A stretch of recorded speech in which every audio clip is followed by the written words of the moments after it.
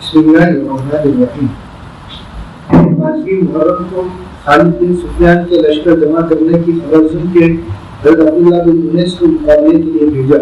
وہ اس کو قتل کر کے اس کا سر لائے اور واپسی ان کے بعد 18 روز کے 23 محرم کو ہوئی تھی۔ پھر سفر کے مہینے میں سریہ رجی واقع ہوا۔ کفار مکہ کے بہکانے پر کچھ لوگ قبیلہ عزر و قارہ کے برائے فریب آپ کی خدمت میں آ کر ظاہر مسلمان ہوئے اور درخواست کی کہ ہمارے ساتھ کچھ لوگ کر دیجیے کہ ہم کو احکام سکھلا دیں۔ آپ نے 10 آدمی ساتھ کر دیے۔ کب ہو گیا تھا وہی تو ہے۔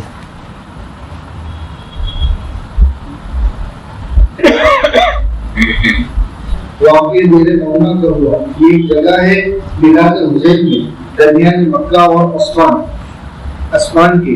اور اس طرح ہوا کہ ایک شخص عامر بن مالک رہنے والا تھا چکا قوم بنی عامر سے حضور اقدس میں حاصل ہوا اور کہا میں مسلمان ہو جاتا مگر مجھ کو قوم کا خیال ہے، آپ کچھ لوگ میرے ساتھ کر دیں کہ وہ میری قوم کو دعوت اسلام کرے، پھر مجھ کو بھی اس کا عمل نہ ہوگا۔ آپ نے فرمایا مجھ کو اہل نجد کا ڈر ہے۔ اس نے کہا کچھ ڈر نہیں، میں اپنی پناہ میں لے لوں گا۔ آپ نے 70 آدمی اصحاب میں سے کہ قرہ کہلاتے تھے ساتھ کر دیے۔ جب یہ حضرات بیر معونہ میں پہنچے کفار نے کہ ام ران و زکوہ و عصیہ بھی حسب روایت بخاری تھے، تقریباً سب کو شہید کر ڈالا۔ ان میں حسب روایت بخاری حرام بن ملحان بھی تھے اور بانی اس قدر کا عامر بن طفیل کا جو بھتیجا تھا عامر بن مالک مذکور کا۔ عامر بن مالک کو اس کا بڑا رنج ہوا کہ اس کی امان میں اس کے بھتیجے نے فطور ڈالا اور انہی دنوں میں وہ مر گیا۔ اسی عامر بن طفیل نے آپ کے پاس کہلا بھیجا کہ یا تو مجھ کو مالک ملک بانٹ دیجیے یا اپنے بعد مجھ کو اپنا خلیفہ بنا دیجیے، ورنہ بڑا لشکر لا کر آپ سے لڑوں گا۔ آپ نے بدعا کی اللہم اکفنی عامرا، وہ تعاون سے مر گیا۔ آپ نے 1 مہینے تک ان قرہ کے قاتلوں پر قنوت میں بدعا فرمائی، پھر وہ مسلمان ہو کر آ گئے تو بدعا کر فرما دی۔ اور اسی واقعی بیر معونہ کے ایام میں غزوہ بنی نذیر واقع ہوا۔ یہ لوگ یہود مدینہ سے تھے۔ قصہ اس کا یوں ہوا کہ واقعہ بیر معونہ میں عمرو بن امیہ غمری بھی اسیر ہوئے تھے، مگر عامر بن طفیل مذکور نے ان کی پیشانی کے بال کاٹ کر چھوڑ دیا۔ اس کی ماں کے ذمے ایک غلام کا آزاد کرنا تھا، اس میں چھوڑنا عمرو بن امیہ کا مقصود کیا۔ یہ وہاں سے پھرے، راہ میں دو شخص مشرک بنی عامر کے انہیں ملے۔ انہوں نے ان دونوں کو قتل کیا، دل میں یہ سمجھے کہ یہ بھی ایک طرح کا انتقام ہے۔ عامر بن طفیل سے جس نے اصحاب بیر معونہ کو قتل کرایا تھا، اور وہ دونوں مشرک حضرت صلی اللہ علیہ وسلم کی امان میں تھے۔ اس بات کی عمرو بن امیہ کو خبر نہ تھی۔ حضرت صلی اللہ علیہ وسلم نے اس قتل کی نسبت کہ وقتہ واقع ہوا تھا دیت تجویز کی، اور بنی عامر اور یہود بنی نذیر ہم عہد تھے، لہذا آپ کو منظور ہوا کہ ان کے مشورے سے اس معاملے دیت کو طے کرے، اور یہ امر بسبب غزوہ بنی نذیر کا ہوا۔ اس کا قصہ یہ ہے کہ جب آپ مدینہ طیبہ ہجرت فرما کر تشریف فرما ہوئے کہ یہود بنی قریظہ اور یہود بنی نذیر نے جو مکہ کے باہر ایک محلے میں رہتے تھے آپ سے عہد کیا کہ ہم آپ کے موافق رہیں گے، کچھ بدخواہی نہ کریں گے اور آپ کے دشمن کی مدد نہ کریں گے۔ جب آپ اس معاملے دیت میں محلہ بنی نذیر میں تشریف لائے اور ان سے اس معاملے میں گفتگو کی، وہ لوگ آپ کو ایک دیوار کے نیچے بٹھلا کر باہم مشورہ کرنے لگے کہ دیوار پر سے ایک پتھر لڑکا کر آپ صلی اللہ علیہ وسلم کو قتل کرے۔ آپ کو وہیں سے اطلاع ہو گئی، آپ اٹھ کر مدینہ تشریف لے گئے۔ آپ نے کہلا بھیجا کہ تم نے نقض عہد کیا، یا تو 10 دن کے اندر نکل جاؤ ورنہ لڑائی ہوگی۔ وہ لڑائی کے لیے تیار ہوئے۔ آپ نے ان پر لشکر کشی کی اور ان کے قلعے کو محصور کر دیا۔ آخر وہ تنگ ہو کر نکل جانے پر راضی ہوئے۔ آپ نے فرمایا کہ سب ہتھیار چھوڑ جاؤ اور جس قدر اسباب حملہ لی جا سکو لے جاؤ۔ بعض خیبر میں جا بسے، بعض شام میں اور بعض اور جگہ۔ سورہ حشر میں یہی قصہ ہے۔ اور اسی سال یا اگلے سال شراب حرام ہوئی اور حضرت امام حسن رضی اللہ تعالیٰ عنہ پیدا ہوئے۔ سن ہجری 4 ابو سفیان خط سے پھرتے وقت کہہ گئے تھے کہ سال آئندہ پھر بدر پر لڑائی ہوگی. جب وہ زمانہ قریب ہوا اور ابو سفیان کی بدر میں جانے کی ہمت نہ ہوئی, اس نے یہ چاہا کہ کوئی ایسی صورت ہو کہ آپ بھی بدر نہ جائیں تو ہم کو خجالت نہ ہو. یعنی حضور صلی اللہ علیہ وسلم وغیرہ بدر نہ پہنچے, اس لیے کہ تو وعدہ کر کے آیا تھا کہ آئندہ سلم بدر میں لڑیں گے, تو حضور صلی اللہ علیہ وسلم پہنچ گئے اور ہم نہیں پہنچے تو ہماری ذلت ہوگی. اس لیے اس نے مدینہ منورہ والوں کو ڈرانے کے لیے ایک آدمی کو بھیجا, کہا کہ ابو سفیان بہت بڑا لشکر لے کر آ رہا ہے, تم کیا ہے بدر میں نہ جاؤ. جی. ایک شخص کو نعیم بن مسعود نام تھا, مدینہ بھیجا کہ مسلمانوں کو ابو سفیان کے بہت لشکر جمع کرنے کی خبر پہنچا کر مرعوب کر دی. مسلمانوں نے سن کر کہا حسبنا اللہ و نعم الوکیل, اور آپ 1500 آدمیوں کو لے کر بدر تشریف لے گئے اور چند روز مقام کیا, کوئی مقابل نہ آیا اور وہاں اصحاب نے تجارت میں خوب نفع حاصل کیا اور خوش و خرم بے جنگ ورنگ پھر آئے. اس غزوے کو بدر ثانی و بدر صغریٰ اور بدر موعود بھی کہتے ہیں, اور یہ واقعہ شعبان ہے اور بقول بعد کی قاضا میں ہوا, اور اسی سال امام حسین رضی اللہ تعالیٰ عنہ پیدا ہوا. سن ہجرت 5. اس میں غزوہ دومت الجندل ربیع الاول میں ہوا. یہ مقام دمشق سے 5 منزل ہے. آپ نے سنا تھا کہ وہاں کچھ کفار جمع ہوئے ہیں, مدینہ پر چڑھنا چاہتے ہیں. آپ 1000 آدمیوں کو لے کر روانہ ہوئے. وہ خبر سن کر متفرق ہو گئے. آپ چند روز وہاں مقیم رہ کر مدینہ تشریف لے آئے. اسی سال شعبان میں غزوہ مریسی واقع ہوا. اس کو غزوہ بنی مستلق بھی کہتے ہیں. آپ کو یہ خبر پہنچی کہ بنی مستلق لڑائی کا ارادہ رکھتے ہیں. آپ خود صحابہ کو لے کر روانہ ہوئے اور وہ لوگ مقابل نہیں ہوئے. ان کے اموال اور ذریت مسلمانوں کے ہاتھ لگے. حضرت جویریہ رضی اللہ تعالیٰ عنہ اسی غزوہ میں ثابت بن قیس کے حصے میں رہی. انہوں نے مخاطب بنا دیا. حضور صلی اللہ علیہ وسلم نے بدل کتابت ادا کر کے اسے نکاح فرمایا. اور اسی غزوہ میں قصہ عفق یعنی حضرت عائشہ صدیقہ رضی اللہ تعالیٰ عنہ کے تہمت لگانے کا دردناک واقعہ ہوا. اور اسی سال شوال میں غزوہ خندق جس کا نام غزوہ احزاب بھی ہے واقع ہوا. قصہ اس کا یہ ہے کہ جب بنی نذیر جلا وطن کیے گئے, حی بن اخطب بنی نذیر میں بڑا مفسد تھا. یہ خیبر میں جا رہا تھا. چند مفسدوں کو لے کر مکہ پہنچا اور قریش کو آپ کی لڑائی کے واسطے آمادہ کیا. بسم اللہ الرحمن الرحیم. الحمدللہ رب العالمین والصلاة والسلام علی سید الانبیاء والمرسلین محمد وآلہ وصحبہ اجمعین. اما بعد, ایک غزوہ ہے جس کا نام ہے غزوہ خندق, اور غزوہ خندق کے ساتھ اس کا نام غزوہ احزاب بھی ہے. احزاب کے معنی جماعت, یعنی مختلف جماعت کے لوگ سب کے سب ایک ساتھ مل کر مدینہ منورہ پر حملہ کرنے کے لیے وہ تیار ہو گئے, جس کو میں کہا کرتا ہوں کہ انٹرنیشنل سارے کے سارے دشمن ایک ساتھ مدینہ منورہ پر جمع ہونے کے لیے تیار ہو گئے.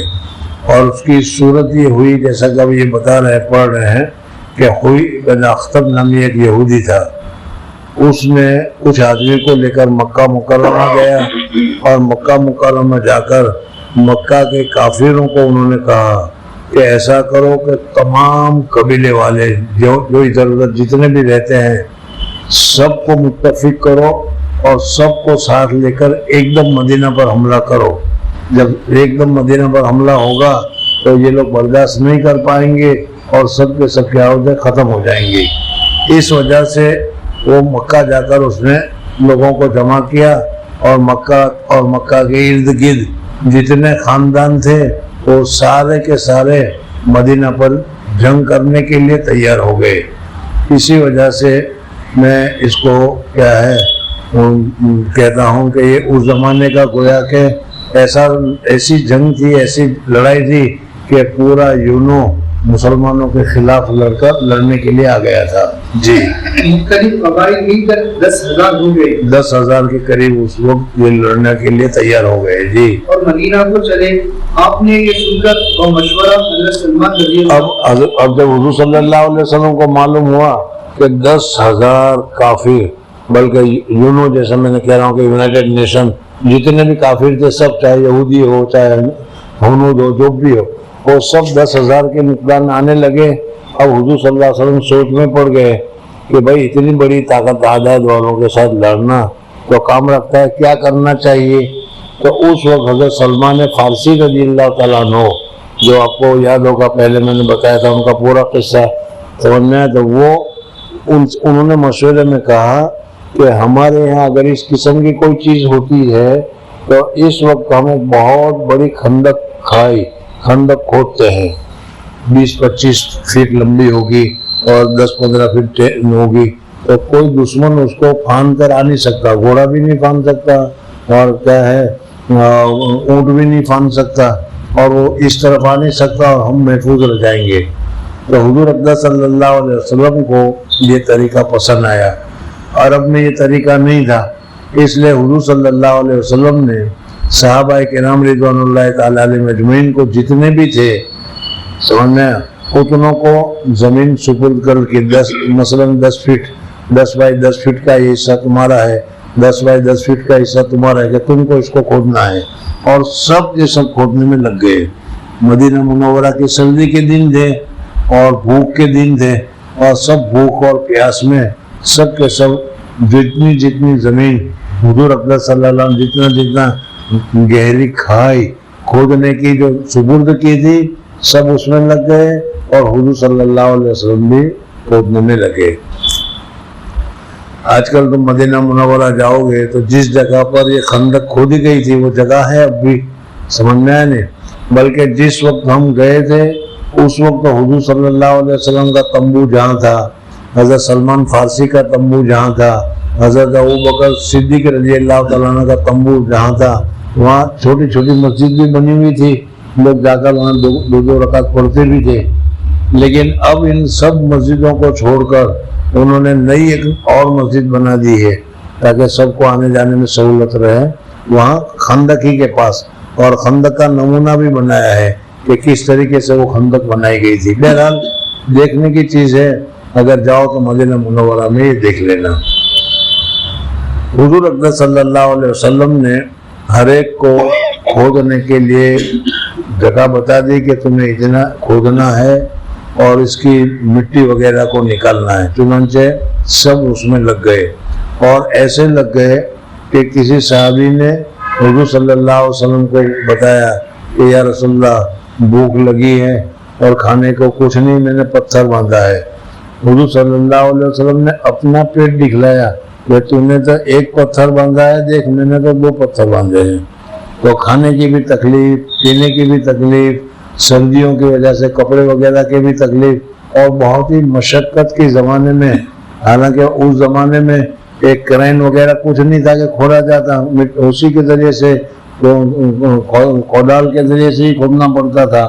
بہرحال صحابہ کرام رضوان اللہ تعالی علیہ مجمعین کھودنے لگے۔ جی آپ صلی اللہ علیہ وسلم نے یہ سن کر اور مشورہ حضرت سلمان رضی اللہ تعالیٰ عنہ مدینہ کے پاس رجانی کوہ سلا کے اندر کھودنے کا حکم دیا۔ یعنی مدینہ کی ایک طرف کا کوہ احد ہے، احد کے اوپر سے تو کوئی آ نہیں سکتا، اس لیے وہ سامنے جہاں کھلی جگہ تھی اسی جگہ پر ایک لمبی سرنگ کھودی گئی، کھائی کھودی گئی۔ جی دوسری جانب شہر بنان اور عمارات سے محکم کی اور بعد مرتب ہونے خندق کے وہاں اپنا لشکر قائم کیا۔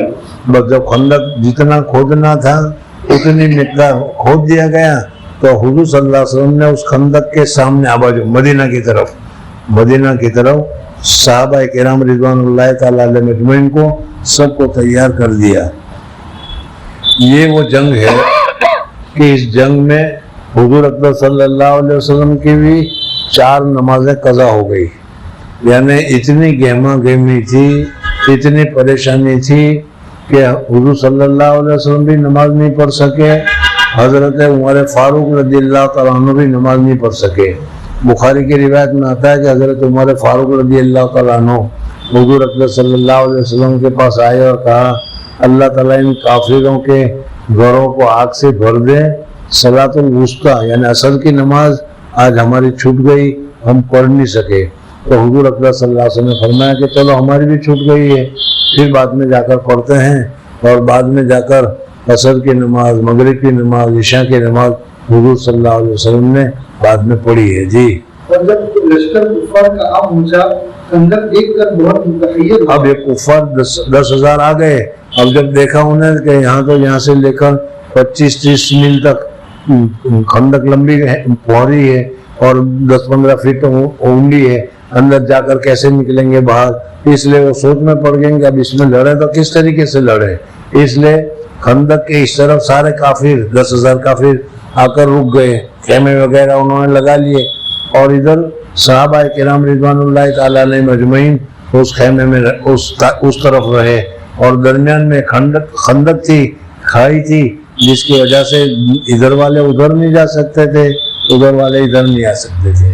اس لیے کہ عرب نے تو یہ صورت کبھی دیکھی نہ تھی، متصل خندق کے خیمہ زن ہو کر تیر وسن سے لڑتے رہے۔ ہاں، یعنی جب وہ خندق یہاں سے شروع ہوتی تو یہاں انہوں نے خیمے لگا دیے، اور اس خیمے کے ذریعے سے دور سے تیر پھینکتے تھے، لیکن تیر بھی اتنا زور سے نہیں جائے گا، 45 فٹ اگر لمبا ہو تو وہاں تک تو تیر بھی نرم ہو جائے گا، بہرحال پھر بھی تیر پھینکتے رہے۔ جی، ادھر سے بھی تیر وسن سے ان کو جواب دیا جاتا تھا، اور کوئی بن اختر نے بنی قریظہ کو بھی اپنے ساتھ شریک کر کوئی بن اختر جس نے شروع کیا تھا یہ پہلے جا کر مکہ کے کافروں کو جو تیار کیا تھا، اس نے مدینہ میں بنو نذیر کر کے جو یہودی رہتے تھے ان کو بھی اس نے تیار کیا کہ چلو جلدی سے کیا ہے ہمارے ساتھ مل جاؤ، اور یونائٹڈ نیشن پورا کا پورا آیا ہے، تم کیوں باقی رہ جاتے ہو، تم بھی آ جاؤ، یہ بھی اس میں شامل ہو گئے۔ جی، بلکہ اختر نے بنی قریظہ کو بھی اپنے ساتھ شریک کر لیا۔ آپ صلی اللہ علیہ وسلم نے احزاب میں تفرقہ ڈالنے کے لیے مشورہ کیا۔ اب حضور صلی اللہ علیہ وسلم نے کہا کہ یہ سارا کا سارا یونائٹڈ نیشن آیا ہوا ہے، ایک کام کرنا چاہیے کہ یہ یونائٹڈ نیشن کی جو یکجہتی ہو گئی ہے، اتحاد ہو گیا ہے، اس میں کسی طریقے سے پھوٹ ڈالو اور فرق پڑو تاکہ اس میں سے کچھ کم ہو جائے تو ان کا جوش ٹوٹ جائے۔ اس لیے حضور اکرم صلی اللہ علیہ وسلم نے مشورہ کیا کہ میری رائے یہ ہے کہ یہ تو مختلف قبیلے ہیں، مختلف جماعتیں ہیں یونائٹڈ نیشن میں نے اسی لیے کہا، اب ان میں سے کسی ایک کو سمجھاؤ، وہ سمجھ جائے گا، دوسرے کو سمجھاؤ، وہ سمجھ جائے گا، تو وہ اپنے اپنے آدمی کو لے کر چلے گا تو یہ معاملہ ٹھنڈا پڑ جائے گا۔ تو یہ چال چلی گئی کہ ان میں کسی نہ کسی کے طریقے سے کوئی تفرقہ ڈالنا چاہیے۔ جی، تفرقہ ڈالنے کے لیے مشورہ کیا۔ ایک شخص نعیم بن مسعود نے کہ قبیلہ غطفان سے تھے اور تازہ مسلمان ہوئے تھے اور ہنوز ان کے اسلام کی کفار کو اطلاع نہ تھی، عرض کیا۔ معین نام کا ایک دوسرا صحابی ابھی مسلمان ہوا تھا، حضور اکرم صلی اللہ علیہ وسلم کے پاس آیا، اور حضور اکرم صلی اللہ علیہ وسلم کو بھی معلوم ہے کہ ابھی مسلمان ہوا ہے، اس لیے کافروں کو اس کا مسلمان ہونا معلوم نہیں، وہ تو جانتے ہیں کہ وہ تو کافر ہی ہے۔ تو حضور صلی اللہ علیہ وسلم نے ان کو کہا کہ تم جاؤ اور جا کر کسی طریقے سے اس میں تفرقہ ڈالو، سمجھنا ہے، یعنی کچھ ایسا سمجھاؤ کہ جس کی وجہ سے یہ آپس میں ایک دوسرے کے مخالف ہو جائیں اور جو سب جمع ہوئے وہ وہاں سے بھاگ جائیں۔ انہوں نے کہا کہ میں جاتا ہوں لیکن مجھے کچھ بولنے کی اجازت دی جائے، آپ کے خلاف بولنا ہی پڑے گا نا جب اس کو کرنا ہے۔ تو کہا ٹھیک ہے، تم کو اجازت ہے۔ جی، میں ایک تدبیر خلاف ڈالنے کی قریش اور بنی قریظہ میں کر سکتا ہوں۔ انہوں نے کہا کہ بنو قریظہ جو یہودی تھے وہ اور مکہ کے قریش، ان دونوں کو میں ایک دوسرے کے مقابلے کر سکتا ہوں کہ ایک دوسرے کے مخالف ہو جائے۔ کہا کہ ٹھیک ہے، یہ قریش کے پاس گیا اور قریش کے پاس جانے کے لیے کہا کہ بنو قریظہ تو مدینہ کے پاس میں رہتے ہیں، ان کا تو حضور صلی اللہ علیہ وسلم کے ساتھ تعلق ہے، ابھی آپ کے ساتھ ہوئے ہیں، لیکن یہ تو حضور صلی اللہ علیہ وسلم کے ساتھ تعلق ہے، وہ لوگ جانتے ہیں کہ ہمیں تو مدینہ میں ان لوگوں کے ساتھ رہنا ہے، اس وجہ سے یہ لوگ حضور صلی اللہ علیہ وسلم کے ساتھ آہستہ سے ابھی تمہارے ساتھ ہے، لیکن کوئی ایسا کام کر لیں گے کہ جس کی وجہ سے حضور صلی اللہ علیہ وسلم کے ساتھ اس کا تعلق ہو جائے۔ ان کو کہا کہ تم مکہ کے کافروں کے ساتھ لڑنے کے لیے کیسے تیار ہو گئے؟ مکہ کے کافر تو کل کو مکہ چلے جائیں گے اور تم کو تو مدینہ میں ہی رہنا ہے اور حضور صلی اللہ علیہ وسلم کے ساتھ ہی رہنا ہے، اگر تم حضور اکرم صلی اللہ علیہ وسلم کے ساتھ لڑنے کے لیے آئے تو پھر حضور صلی اللہ علیہ وسلم کی دشمنی تمہارے ساتھ ہو جائے گی اور تم کو یہاں اکیلے رہنا پڑے گا. وہاں پھر تم کو مکہ سے کون مدد کرنے کے لیے آئے گا؟ سمجھ میں آ رہی نا اچھی طرح. انہوں نے اسی طریقے سے سمجھایا دونوں کو. ان کو کہا کہ کام کرو تم بھائی تو ہی بتا کیا راستہ اختیار کرنا چاہے. کہ کام کرو تم مکہ والے کو کہو کہ تمہارے آدمیوں میں سے ہم میں تمہارے پر بھروسہ ہے نہیں, تم تو کل کو مکہ چلے جاؤ گے, ہمارا کیا ہوگا, اس لیے تمہارے آدمیوں میں سے چند نوجوان آدمی تم ہمیں دے دو کہ وہ یہاں رہے اور ہماری نگرانی کرے اور ہماری حفاظت کرے. سمجھنا ہے؟ یہ ان کو سمجھا کہ کافروں سے مانگو.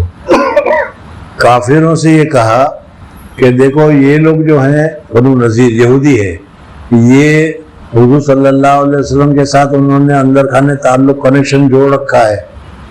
اس وجہ سے وہ تو سمجھتے ہیں کہ ہمیں تو مدینہ میں رہنا ہے, کون مدد کرے گا ہماری. اس وجہ سے بان کے طور پر وہ تم لوگوں سے چند آدمی کو 8-10 آدمی کو تم سے مانگیں گے کہ 8-10 آدمی ان کو بان کے طور پر دے دو. سمجھنا ہے؟ اور وہ بان کے طور پر ان کو اپنے پاس رکھیں گے اور جب مسلمانوں کی ان کے ساتھ لڑائی ہوگی تو ان کو آگے کریں گے تو تمہارے آدمی مریں گے. اس طرح اس نے دونوں کو سمجھایا. جی میرے اسلام کی ان کو خبر نہیں, اور انہوں نے کہا کہ میرے اسلام کی ان کو خبر نہیں ہے, اس لیے وہ مجھے تو ابھی تک کافر ہی سمجھتے ہیں. تو میں اس سمجھ سے یہ فائدہ اٹھاتا ہوں کہ اس کو بھی غلط سمجھا دوں, اس کو بھی غلط سمجھا دوں. لڑائی میں ایسا ہوتا ہی ہے, چلتا ہی ہے. جی وہ میرا اعتبار کریں گے. آپ صلی اللہ علیہ وسلم نے اس میں قاعدہ الحرب خدت, ہر کے معنی لڑائی, خدت معنی دھوکہ. لڑائی میں دھوکہ بازی ہوا ہی کرتی ہیں اور اس طریقے سے جھوٹے پروپیگنڈا, جھوٹی باتیں. آج کل بھی جو لڑائی ہوتی ہے اس میں اس قسم کی جھوٹی چیزیں چلائی کرتی ہے اور یہ لڑائی میں منع نہیں ہے. جی وہ بنی قریظہ میں گئے اور کہا کہ تم نے جو قریش اور غطفان سے موافقت اور محمد صلی اللہ علیہ وسلم سے. جب بنی قریظہ والے مدینہ میں رہتے تھے, اس لیے اب ان کو جا کر کیا سمجھاتے ہیں. دیکھو تم لوگوں نے قریش کے ساتھ تعلق جوڑا اور قریش کے کہنے پر تم یہاں لڑنے کے لیے آ گئے, دوسرے لوگوں کے کہنے پر تم لوگ یہاں پر آ گئے. وہ لوگ تو سب اپنے اپنے طور پر چلے جائیں گے, تمہیں تو یہاں رہنا ہے. تم نے جو قریش اور غطفان سے موافقت اور محمد صلی اللہ علیہ وسلم سے عہد شکنی کی بیجا کیا. اگر یہ لوگ محمد کا کام تمام کیے ہوئے پھر گئے تو محمد تم پر بہت خوشی کریں گے اور تم کو تنہا ان کے مقابلے کی طاقت نہیں. یعنی اگر یونائٹڈ نیشن جو آیا ہے وہ بغیر لڑائی کے واپس چلا گیا تو وہ تو چلا جائے گا, تم تو یہاں رہو گے. اب محمد تم نے ان کے ساتھ بغاوت کی ہے, اس لیے محمد صلی اللہ علیہ وسلم تمہارے ساتھ لڑائی کریں گے تو پھر تمہارا مسئلہ خراب ہو جائے گا, تمہاری لڑائی ہوگی, تمہارے آدمی مارے جائیں گے. لوگوں نے کہا کہ اب اس کی کیا تدبیر ہے؟ کوئی تدبیر بتاؤ. تم نے بتایا تھا, ہمیں سمجھ میں آیا کہ ہم غلطی سے حضور صلی اللہ علیہ وسلم کے ساتھ مقابلہ کرنے کے لیے آ گئے. جی نعیم نے کہا کہ تم ان لوگوں کو کہنا بھیجو کہ چند سردار یا اولاد سرداروں کی تم کو بطور رہن کے دے. یعنی کہ ایک صورت ہے کہ تم ان کو یعنی مکہ کے کافروں کے اوپر جو جس کے ساتھ تم لڑنے کے لیے آئے ان کو کہو کل کو تو تم چلے جاؤ گے, ہم یہاں اکیلے رہ جائیں گے, ہماری حفاظت کی کیا صورت ہوگی. ایسا کرو کہ تم 10-15 آدمی نوجوان تمہارے بڑے خاندان کے, تمہارے بیٹے وغیرہ ہم کو سپرد کرو کہ وہ ہماری یہاں نگرانی کرے تاکہ اگر کہیں لڑائی ہو تو وہ ہماری مدد کرے. ان کو یہ سمجھایا. جی اگر محمد صلی اللہ علیہ وسلم تمہارا قتل کریں گے تو ان سرداروں کی حفاظت کی ضرورت سے یہ لوگ تمہاری مدد کو ضرور آویں گے, اور اگر وہ لوگ اس کو منظور کر لے تو سمجھ لو کہ دل سے ان کو تمہارا خیال ہے. اور اگر یعنی یہ کہا کہ دیکھو تم ایسی مانگ کرو, تمہاری مانگ اگر وہ کافر لوگ مانگ لیتے ہیں تو ظاہر بات ہے کہ کافروں کو تمہارے ساتھ تعلق ہے, نسبت ہے, حفاظت چاہتے ہیں, وہ تمہاری مدد کرنا چاہتے ہیں وہ. لیکن اگر کافروں کو تم کہو اور کافر یہ تمہاری شرط نہیں مانتے تو اس کا معنی یہ ہے کہ کہ وہ تم سے غلط فائدہ اٹھا رہے ہیں, ابھی تم لڑو, یہ فائدہ ہوگا ان کو, لیکن اگر وہ چلے گئے تو تم اکیلے رہ جاؤ گے. جی. اور اگر نہ مانے تو وہ دل سے تمہارے دوست نہیں. انہوں نے کہا کہ ہم ابھی پیغام بھیجتے ہیں, اور انہوں نے پیغام بھیجا کہ اتنے آدمی دو. اب وہ پیغام وہاں پہنچے, اس سے پہلے یہ کافروں کے پاس پہنچ گئے اور کافروں سے پہنچ کر ان کو کہا. جی. پھر نمائند وہاں سے قریش کے پاس آئے اور اپنا خیر کا ہونا ظاہر کر کے کہا کہ ہم نے سنا ہے کہ قریش کا خیر خواہوں میں تو تمہارے ساتھ بہت تعلق ہے, یہ تم بھی کافر ہو, تو میں بھی تمہارے ساتھ میں یہی کہا, اس لیے کہ ان کو تو معلوم نہیں تھا کہ مسلمان ہوا ہے. میں تمہارے ساتھ ایک بہت خیر خواہ کی, بہت دور اندیشی کی ایک بات کرنا چاہتا ہوں, مجھے کچھ معلوم آ رہا. کیا ہوا؟ کہ تم لوگوں نے یہودیوں پر بھروسہ کیا ہے. بنو قریظہ یہودی ہیں جن کے ساتھ یہ بات کر کے آئے, وہ بنو قریظہ کے ساتھ تم نے بات کی ہے. بنو قریظہ کو تمہارے اوپر بھروسہ نہیں ہے, وہ بان کے طور پر تمہارے سے چند آدمیوں کو مانگیں گے وہ, تاکہ جب لڑائی ہو تو ان کو آگے بھیج دے, قتل کر دیا جائے. اس وجہ سے وہ اگر ایسا کریں تو پھر دیکھو تم سوچو کیا کر سکتے ہو. کیا کہا انہوں نے؟ ہم نے سنا ہے کہ قریظہ محمد صلی اللہ علیہ وسلم سے در پردہ مل گئے ہیں, اور محمد صلی اللہ علیہ وسلم نے ان کو کہلا بھیجا ہے کہ ہمارا دل تب صاف ہو جب تم قریش میں سے کچھ آیان ہمارے ہاتھ کر, یعنی قریش کے کچھ چند نوجوانوں کو تم اپنے یہاں بلاؤ, ان کو گرفتار کراؤ اور ان قریشوں کو ہمیں سپرد کر دو, تو ہم سمجھیں گے تم لوگ قریظہ والے ہمارے ساتھ ہیں. جی. تو انہوں نے اس کا وعدہ کر لیا ہے, سو اگر وہ تم سے آدمی طلب کرے ہرگز نہ دیجیے. اور وہاں سے اٹھ کر جوفان کے لوگوں سے بھی اسی طرح کہہ دیا کہ قریظہ کی طرف سے یہاں وہی پیغام آیا. قریش نے انکار کر دیا اور پورے طور سے ہر ایک کو دوسرے سے بدگمانی ہو کر, اب ایک دوسرے سے بدگمان ہو گئے. قریش کو لگا کہ یہ ہمارے ساتھ نہیں ہے, ان کو لگا کہ قریش ہمارے ساتھ نہیں ہے, تو آپس میں اختلاف ہو گیا. جی. اور پورے طور سے ہر ایک کو ایک دوسرے سے بدگمانی ہو کر باہم اچھا خاصا بگاڑ ہو گیا. جب احزاب کو زیادہ دن گزر گئے, ادھر بنی قریظہ کی ناموافقت سے ان کے دل افسردہ ہو گئے. اللہ تعالیٰ نے ایک پروا ہوا, اب اس کے بعد اللہ تبارک و تعالیٰ نے اس روز ایک بہت سخت ٹھنڈی تھی, اور ٹھنڈی کے دنوں میں سخت ہوا نازل کی. اتنی سخت ہوا نازل کی کہ کافروں نے جو خیمے وغیرہ گاڑے ہوئے تھے وہ سارے خیمے اکھڑ گئے, سارے خیمے ٹوٹ گئے.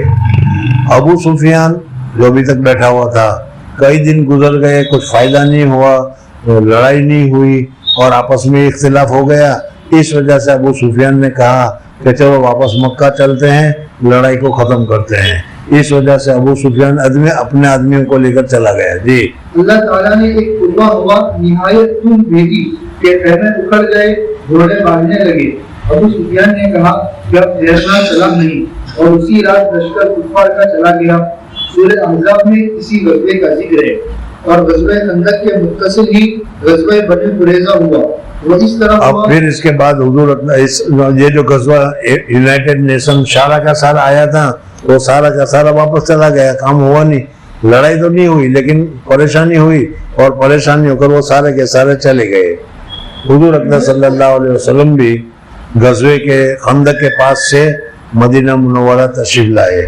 ظاہر ہے 10-15 دن 20 دن کیا ہے یہ لڑائی کے حالات رہے, اس لیے بہت پریشانی تھی. حضور صلی اللہ علیہ وسلم نے ہتھیار وغیرہ اتارے جو پہنے ہوئے تھے لڑائی کے لیے, اور حضور صلی اللہ علیہ وسلم غسل کرنے کے لیے گئے. سمجھ میں آیا؟ اتنے میں حضرت جبریل علیہ السلام وردی ہی میں, جو جنگ کے موقع پر وہ فرشتے آئے تھے مدد کرنے کے لیے, اسی وردی میں حضرت جبریل علیہ السلام حضور اکرم صلی اللہ علیہ وسلم کے پاس تشریف لے آئے اور کہا کہ آپ نے تو ہتھیار اتار دیے. کہا کہ آپ لوگوں نے نہیں اتارے. کہا دیکھو ابھی تو ہمارے ہتھیار لگے ہوئے ہیں. کیوں بھائی, کہاں جانا ہے, کہاں ارادہ ہے؟ اب بنو قریظہ کے ساتھ لڑنا ہے. یاد آ گیا نا وہ یہودی بنو قریظہ جو مدینہ میں ہی رہتے تھے, وہ کہ بنو قریظہ کے ساتھ لڑنا ہے. تو حضور صلی اللہ علیہ وسلم نے کہا کہ ٹھیک ہے, حضور صلی اللہ علیہ وسلم نے وہیں سے صحابہ میں اعلان کر دیا کہ بھائی کوئی آدمی عصر کی نماز یہاں نہ پڑھے، بلکہ سب کے سب بنو قریظہ میں نماز پڑھے۔ اب ظاہر بات ہے کہ بنو قریظہ میں نماز پڑھتے ہوئے مغرب کا وقت ہو جائے گا تو نماز قضا ہو جائے گی، تو بعض صحابہ نے راستے میں نماز پڑھ لی، بعض صحابہ نے قضا پڑھ لی، لیکن وہ سب کے سب مغرب سے پہلے بنو قریظہ میں پہنچ گئے۔ اب بنو قریظہ میں پہنچ گئے تو وہ گھبرا گئے، اس لیے کہ پورا قبیلہ جو تھا وہ مدینہ والوں سے تو لڑ نہیں سکتا تھا، وہ سمجھے کہ اب تو ہماری موت ہی ہے، اس وجہ سے وہ پریشان ہو گئے۔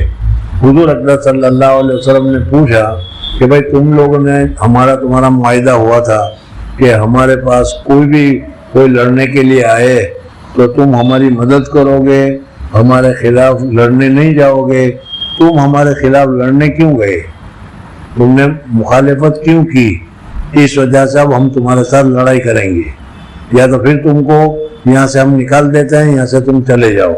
یہ بات کر رہے تھے تو اس وقت انہوں نے کہا کہ ہم حضرت سعد ایک صحابی ہیں، ان کا نام لیا کہ ان صحابی کو بلاؤ، وہ صحابی ہمیں اچھی طرح جانتے ہیں، ہمیں اچھی طرح سمجھتے ہیں، وہ صحابی جو فیصلہ کرے گا ہمارے متعلق ہمیں منظور ہوگا۔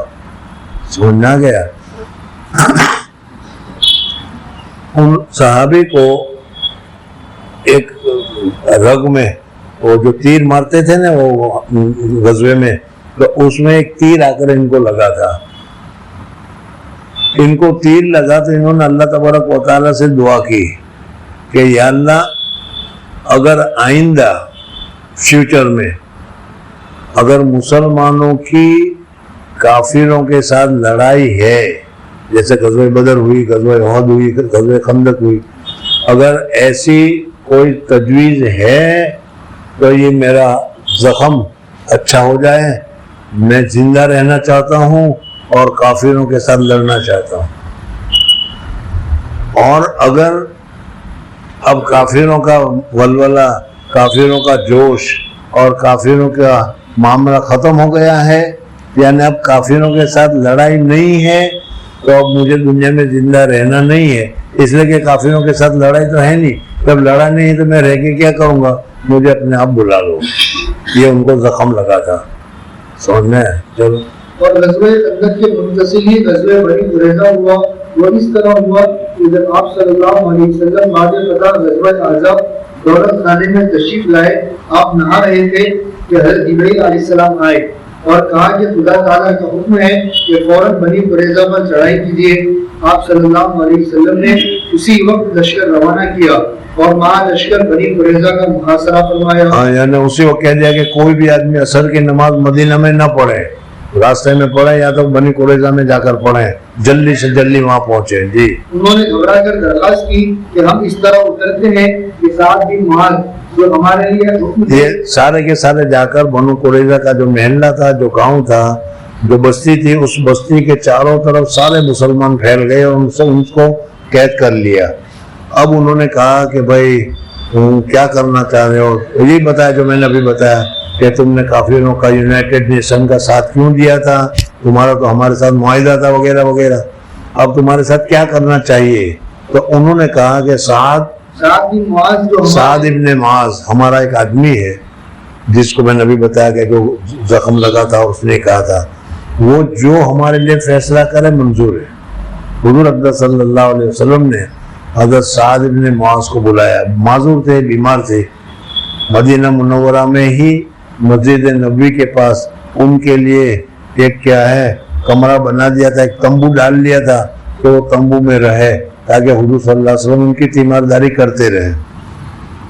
ان کو بلایا کہ وہ آئے تو حضور اکرم صلی اللہ علیہ وسلم نے صحابہ سے کہا قوموا لسیدکم، ارے آپ کا سردار آئے ہیں، اس کے لیے اٹھو۔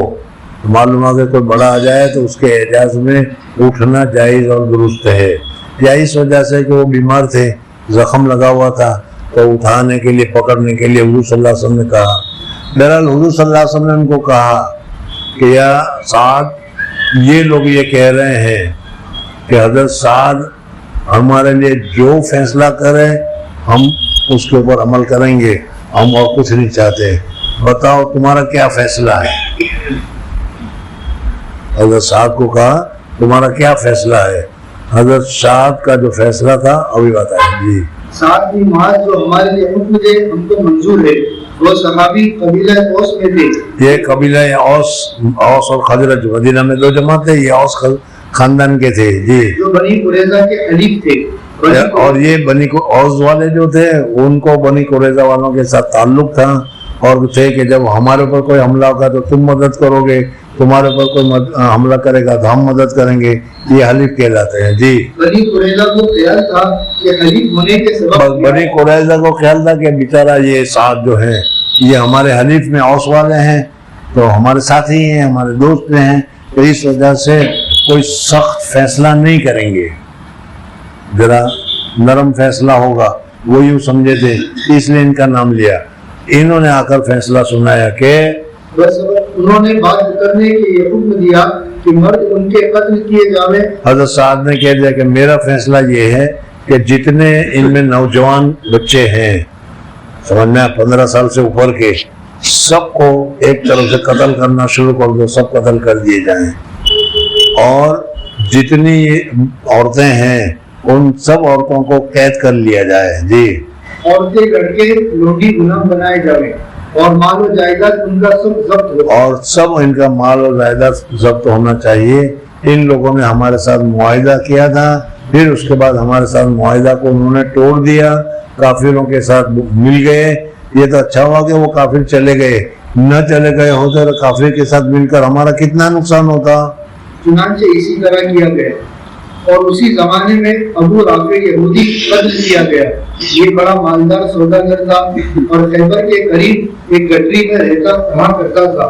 احزاب کو لڑائی کی ترغیب دینے میں یہ بھی شریک تھا. آپ صلی اللہ علیہ وسلم نے ابو طالب عتیق کو چند انصاریوں پر سردار کر کے اس کے قتل کو بھیجا. انہوں نے پہنچ کر رات کو اس کا قتل کیا. حدیثوں میں اس کا قصہ مفصل مذکور ہے. اور خندق اور قریظہ کے بعد مگر پورے طور سے تاریخ معین نہیں. پہلے غزوہ عصفان ہوا جس میں حسب روایت ترمذی صلاۃ الخوف نازل ہوئی اور اس کے بعد سریہ خبط ہوا. خبط کہتے ہیں جھڑے ہوئے پتوں کو. صحابہ نے کثرت جو سے پتے جھاڑ جھاڑ کر کھائے تھے، اس لیے یعنی کھانے کا کچھ نہیں تھا تو درخت کے پتے جھاڑ جھاڑ کر کھائے، اس وجہ سے اس غزوے کا نام غزوہ خبط ہو گیا. جی اس میں مدینہ سے 5 روز کی راہ پر ساحل بحر کے متصل ایک قبیلہ جمینہ کے مقابلے کے لیے حضرت ابو عبیدہ کو 300 مہاجرین کے ساتھ بھیجا تھا اور عنبر ماہی اسی سفر میں دریا سے موج کے ساتھ کنارے پر آ گئی تھی. پتہ نہیں سمجھ میں آ گیا ہوگا کہ نہیں ہم لوگوں کو. حضرت ابو عبیدہ ابن جراح رضی اللہ تعالیٰ عنہ کے ساتھ 300 آدمی کو حضور اقدس صلی اللہ علیہ وسلم نے ان کو لڑنے کے لیے بھیجا. یہ مدینہ سے چند میل کے فاصلے پر یہ لوگ رہتے تھے. اب ان کے پاس کھانے کی تو ویسے ہی کمی تھی، روزانہ ایک ایک کھجور ملتی تھی. تو وہ کہنے لگے کہ بھائی ایک کھجور میں کیا ملتا ہے، ایک کھجور میں کیسے چلتا ہے. یہاں پر میرا جی تو چاہتا ہے کہ محترم صاحب کو کہیں کہ ان کو روزانہ اچھا کھلاؤ لیکن ایک دن ایک کھجور کھلاؤ، کہ صحابہ کرام نے ایک کھجور کھا کر کیسا دن گزارا ہے وہ ان کو معلوم ہو. لیکن مشکل ہے ہم لوگوں کے لیے. تو خیر کچھ صحابی پوچھتے ہیں کہ ایک کھجور سے کیا چلتا تھا، تو کہا کہ ایک کھجور کی بھی قدر اس وقت ہوئی جب صرف گٹلی چبانے کو ملتی تھی، صرف گٹلی، کھانے کو کچھ نہیں. اب یہ ایسی حالت میں جنگ کرنے کے لیے جا رہے تھے، دریا کے کنارے جا رہے تھے، تو اللہ جل جلالہ امن والوں نے سمندر کے کنارے جا رہے تھے تو سمندر سے ایک عنبر، یعنی آج کل کی اصطلاح میں تم کو ویل، ایک ویل مچھلی پانی کے دھڑاکے کے ساتھ باہر نکال دی. صحابہ وہیں پر موجود تھے، ان کو تو کھانا مل گیا، مہینے بھر تک بہت اچھا کھانا مل گیا. وہ بہت اطمینان سے ویل تو جانتے ہو کہ نہیں، بہت بڑی مچھلی ہوتی ہے، اس کا گوشت اور اس کی چربی اور بہت کچھ انہوں نے اطمینان سے، جو بھوک تھا وہ ساری بھوک ختم ہو گئی، کھا لیا۔ حضرت ابو عبیدہ بن جراح رضی اللہ تعالیٰ عنہ اس غزوے کے سپہ سالار، کمانڈر ان چیف تھے۔ جب ہو گیا سب تو اس وقت اس مچھلی کے جو کانٹے ہوتے ہیں وہ کانٹے انہوں نے ایسے کھڑے کیے، سمجھ میں آ رہا ہے، اور پھر ایک آدمی کو اونٹ پر بٹھایا اور اونٹ پر بٹھا کر اس میں سے گزارا، تو وہ آدمی اونٹ پر بیٹھ کر گزر گیا لیکن کانٹے کو نہیں چھویا۔ تو اس سے اندازہ لگاؤ کہ وہ وہیل کتنی بڑی ہوگی، کتنی اونچی ہوگی۔ سمجھ میں آیا نہیں؟ وہیل کھانا جائز ہے، سمجھ میں آیا نہیں؟ تو اس کا تذکر آیا کہ اللہ تبارک و تعالیٰ نے ان صحابہ کرام رضوان اللہ تعالیٰ مجمعین کے لیے جہاد کے موقع پر سمندر سے ایک مچھلی امبر ماہی اسی سفر میں دریا سے موج کے ساتھ کنارے پر آ گئی تھی جو بہت بڑی تھی، اور اسی غزوے کا نام غزوہ سیف البحر بھی ہے۔ اور بعض روایت میں ہے کہ قافلے قریش کے تحفظ کے لیے یہ لشکر گیا تھا، اور اس سال میں اور بقول بعض اس سے پہلے سال میں آیت حجاب نازل ہوئی، پردہ نازل ہوا، پردہ کرنے کا حکم نازل ہوا وہ جی۔ سن ہجرت 6 بنی قریظہ کے 6 مہینے بعد آپ صلی اللہ علیہ وسلم حضور اقدس صلی اللہ علیہ وسلم مدینہ منورہ تشریف لائے۔ آپ لوگوں کو ہر سال کا رپورٹ مل رہا ہے لیکن یاد تو رہے گا نہیں۔ پہلا سال حضور صلی اللہ علیہ وسلم مدینہ منورہ میں آئے، ربیع الاول میں آئے تھے، ربیع الاول کے بعد ربیع الاخر، جمادی الاول، جمادی الاخر، رجب، شعبان، رمضان، شوال، ذوالقعدہ، ذوالحج، سمجھنا ایک سال پورا ہو گیا۔ دوسرا سال غزوہ بدر ہوا، غزوہ بدر کا 1 سال پورا ہو گیا، پھر اس کے بعد غزوہ احد ہوا، غزوہ احد کے بعد 2 سال پورے ہو گئے، پھر کیا غزوہ احزاب ہوا، لڑائی ہوئی، یہ ساری لڑائیں چل رہی ہے جی۔ سن ہجرت 6 بنی قریظہ کے 6 مہینے بعد آپ صلی اللہ علیہ وسلم نے بنی دحیان کی طرف غزوے کے ارادے سے چلے، وہ خبر سن کر پہاڑوں میں بھاگ گئے۔ آپ صلی اللہ علیہ وسلم نے وہاں 2 روز مقیم رہ کر فوج کے دستے مختلف جوانی بھیجے مگر وہ لوگ ہاتھ نہیں آئے۔ آپ 14 دن کے بعد واپس مدینہ تشریف لے آئے۔ پھر سریہ نجد واقع ہوا، یعنی آپ نے ایک لشکر نجد کی جانب بھیجا۔ آج کل جو عربستان میں ریاض جو شہر ہے نا، اس جگہ کا نام اس زمانے میں نجد تھا جی۔ وہ بنی حنیفہ کے رئیس سمامہ بن اسد کو پکڑ کر لائے، وہ بعد گفتگو کے مسلمان ہو گئے۔ حضور اکرم صلی اللہ علیہ وسلم نے بھیجا تھا، ان کا بھی قصہ حدیث میں بہت تفصیل کے ساتھ آتا ہے، سمجھ میں آیا؟ بنو حنیفہ ان کا نام بتایا گیا ہے، اور ان کو قید کر، وہاں بڑا سردار تھا وہ وہاں کا نجد کا، ان کو وہاں سے مسلمان پکڑ کر لائے۔ حضور اکرم صلی اللہ علیہ وسلم نے کہا کہ اس کو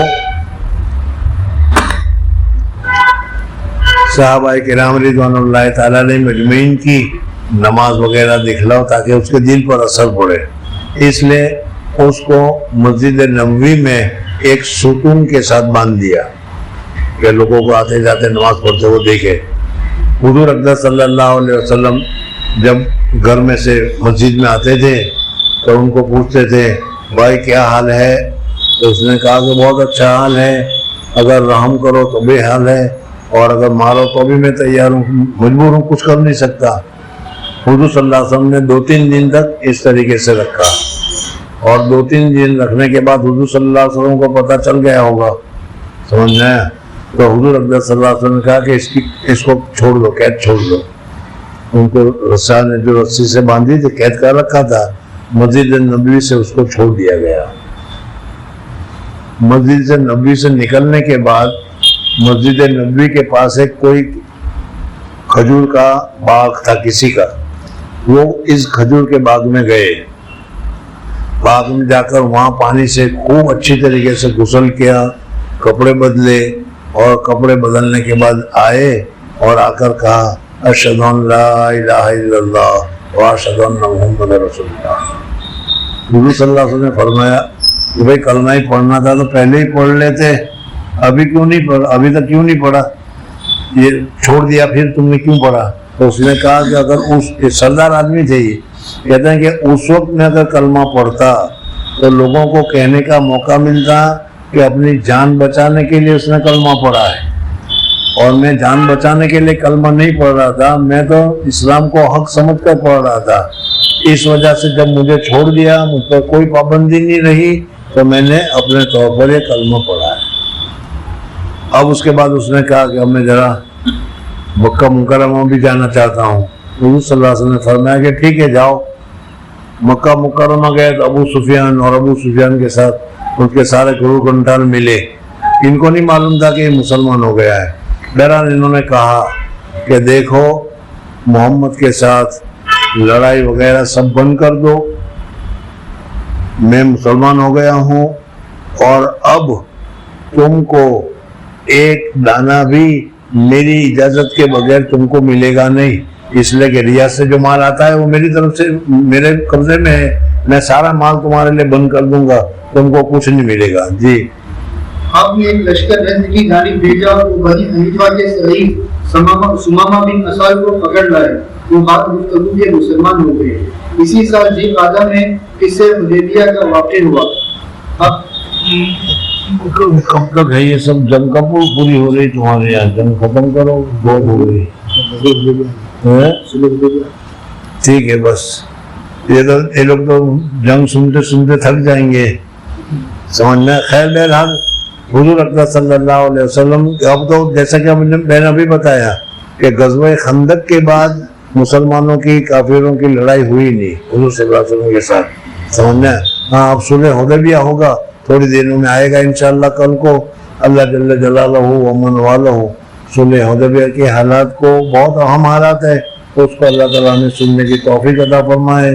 سبحان اللہ و بحمدہ، سبحانک اللہم و بحمدک، نشہد ان لا الہ الا انت، نستغفرک و نتوب الیک۔